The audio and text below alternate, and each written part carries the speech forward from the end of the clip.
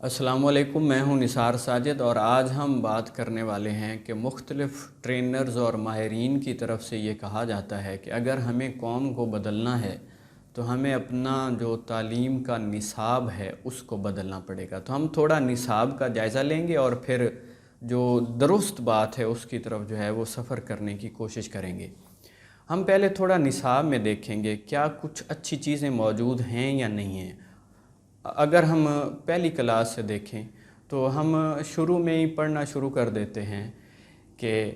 इल्म की शम्मा से हो मुझको मोहब्बत या रब। अब एक बच्चा कम से कम 10 साल जो है वो यही दुआ पढ़ता है सुबह के वक्त, लेकिन जैसे ही वो अपनी डिग्री कंप्लीट करता है तो वो ज़िंदगी में कभी भी किताब के साथ ताल्लुक़ पैदा नहीं करता। इसका मतलब ये हुआ कि हमारे पास कंटेंट अच्छा है लेकिन वो कंटेंट कभी अमल में नहीं आया। ऐसे ही हम देखेंगे, अगर आप किसी भी पुलिस स्टेशन,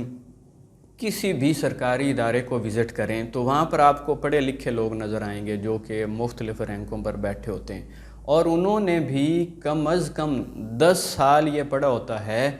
कि हो मेरा काम गरीबों की हिमायत करना। लेकिन आप देख लें कि वो जुल्म की इंतहा पर खड़े होते हैं, गरीबों के साथ इतनी बदतमीज़ी करते हैं, गरीबों का काम रोक के रखते हैं वगैरह वगैरह। हमने 9th क्लास में पहली बार ये हदीस पाक पढ़ी थी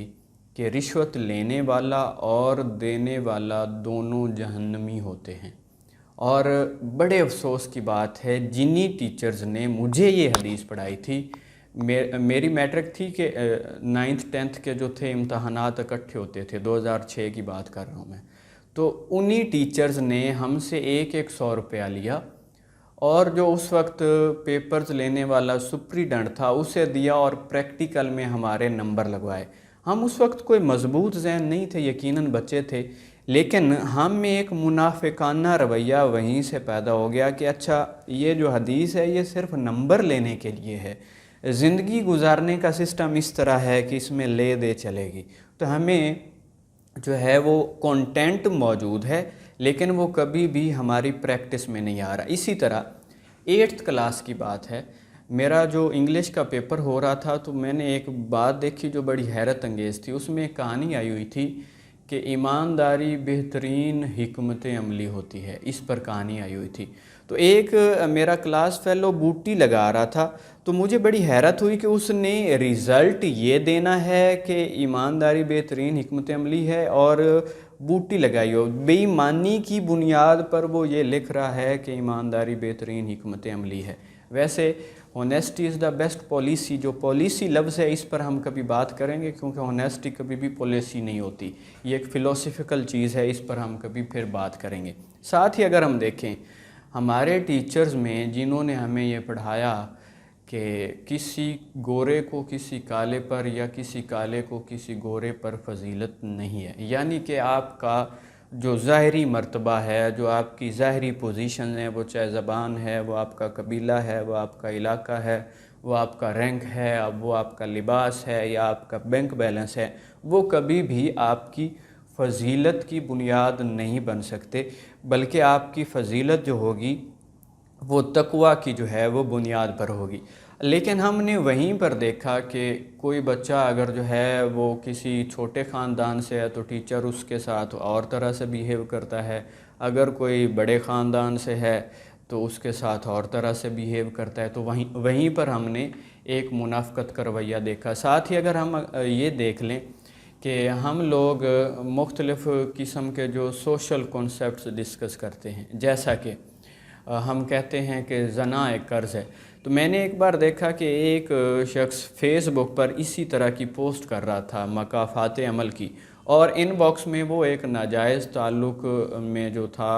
वो इन्वॉल्व भी था और वो उसको जो है वो मैसेज में रिप्लाई भी कर रहा था। इस तरह की और लातदाद चीज़ें हैं कि हमारे जो ख़तीब हज़रात हैं वो जब आते हैं और वो ज़्यादातर उनकी जो है वो तकारीर, जो उनकी स्पीचेस होती हैं वो होती हैं कि माल की मोहब्बत के पीछे मत भागो, लेकिन वो जैसे ही ये बात करते हैं तो हमारे इलाकों में ये एक ट्रेंड है कि लोग उठते हैं, उनके हाथों में वो पैसे होते हैं तो उस पर फेंकना शुरू कर देते हैं। और बहुत से ऐसे ख़तीब हज़रात जो कि مال کچھ بھی نہیں، اس پر تقریر کرنے آتے ہیں اور اپنا جو مال ہے یعنی کہ اپنی جو فیس ہے وہ پہلے ایڈوانس میں لیتے ہیں اور باقاعدہ ڈیمانڈ کر کے لیتے ہیں۔ ٹھیک اسی طرح اگر ہم دیکھیں کہ ہمارے جو امام مسجد ہیں وہ بات کرتے ہیں کہ ہمیں خوف خدا ہونا چاہیے، اس کے علاوہ ہمیں کسی کا ڈر نہیں ہونا چاہیے، لیکن ہم دیکھتے ہیں کہ وہ اسی گاؤں کا جو چودھری ہے اس کے سامنے کلمہ حق کہنے سے ڈرتے ہیں۔ ایک طرف یہ لیکچر ہو رہا ہوتا ہے کہ ہمیں امریکہ کے آگے جو ہے وہ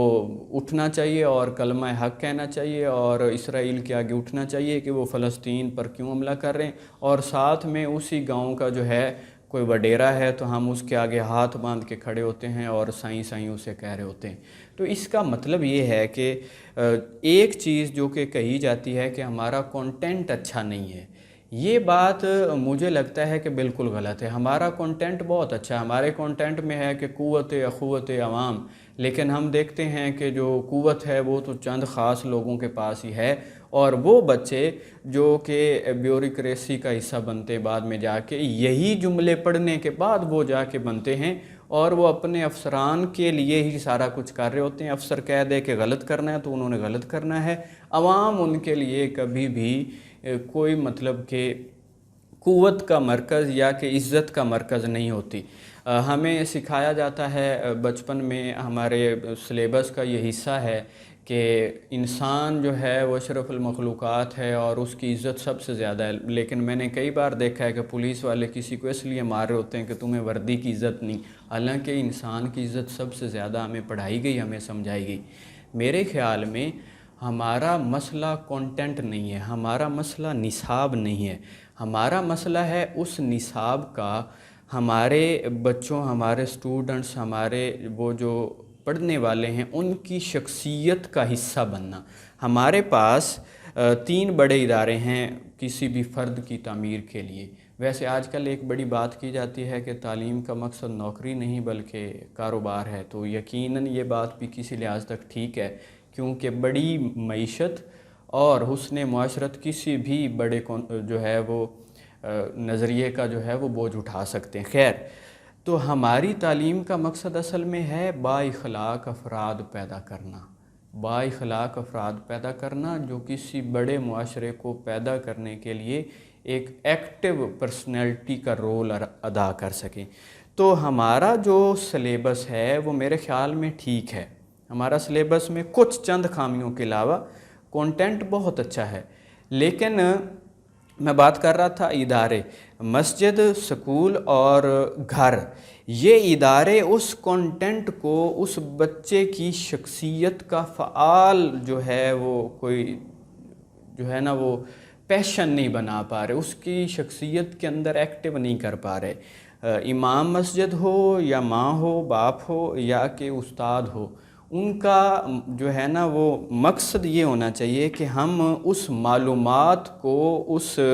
طالب علم کے لیے جو ہے وہ ایک زندہ حقیقت بنا سکیں۔ ہمارا ہر بچہ یہ سمجھتا ہے کہ میں یہ جو چیزیں پڑھتا ہوں یہ جسٹ نمبر لینے کے لیے ہیں، ان کا زندگی میں کوئی عمل دخل نہیں۔ اس طرح اس کا ذہن کیسے بنتا ہے کہ وہ ایک طرف دیکھتا ہے کہ کہا جاتا ہے کہ تعلیم حاصل نہیں کرو گے تو معاشرہ تمہاری عزت نہیں کرے گا، دوسری طرف وہ دیکھتا ہے کہ ہمارے ایم پی ایم این اے ہیں تو انہوں نے جیلی ڈگریاں لی ہوئی ہیں اور لوگ ان کے لیے کھڑے ہوتے ہیں، ان کی گاڑیوں پر جو ہے وہ پاکستانی جھنڈا لگا ہوا ہوتا ہے، انہیں جو ہے وہ بڑا آنر دیا جاتا ہے۔ تو اس سے کیا اسے پتہ چلا کہ یہ چیز صرف پڑھنے کے لیے ہے، یہ چیز صرف یادداشت کا حصہ بنانے کے لیے ہے، اسے کبھی بھی میں نے شخصیت کا حصہ نہیں بنانا۔ تو ہمارے جو جتنی بھی تعلیمی اداروں کی طرف سے چیزیں آتی ہیں وہ رزلٹ اس لیے پیدا نہیں کر پا رہی کیونکہ ہمارے پاس بڑا ٹیچر نہیں ہے۔ ہمارا مسئلہ سلیبس نہیں بلکہ اس سلیبس کو کسی سٹوڈنٹ میں اتارنے کے لیے جو شخصیت چاہیے اس کی اہلیت پوری نہیں ہے۔ وہ کیا کرتا ہے، وہ ایک جیسے فوٹو سٹیٹ مشین ہے کہ اس نے جو خود رٹا تھا وہ آگے رٹا دیتا ہے، وہ کبھی بھی اپنے کردار سے ان کو انسپائر نہیں کر پاتا، اس کے پاس उन चीज़ों का खुद से अमल मौजूद नहीं होता, वो खुद रिश्वत दे के भर्ती हुआ होता है, या वो अपनी जो है मुख्तलिफ़ सरकारी काम करवाने के लिए रिश्वत का सहारा लेता है। उसके अंदर बदकिरदारी मौजूद है, उसके अंदर जो है वो तबक़ात की ऊंच नीच का जो है वो एहतराम मौजूद है, वो छोटे को बेइज्जत समझता है, वो बड़े की इज़्ज़त करता है। तो इससे क्या होता है कि यही चीज़ आगे से आगे फारवर्ड होना शुरू हो जाती। इस पर आगे हम बात करेंगे, वो है कि हमारे प्रिंसिपल पर्सपेक्टिव्स क्या होते हैं। जैसे अल्लामा साहब ने कहा था कि खीरा न कर सका मुझे जलवाए दानिशे फ़रंग, कि मेरी आँख का सुरमा है खाके मदीना व नजफ़। तो यहाँ मेरे ख़्याल में खाके मदीना व नजफ़ का मतलब है आपके प्रिंसिपल पर्सपेक्टिव्स। इस पर हम एक अलग से वीडियो देंगे, इस वीडियो को आप गौर से सुने और इस पर मुझे आपका फ़ीडबैक जो है वो लाजमी चाहिए होगा कि आप इस बारे में क्या कहते हैं। दुआओं में याद रखिएगा। अल्लाह आप सबको कामयाबियों से नवाज़े। अल्लाह हाफ़िज़।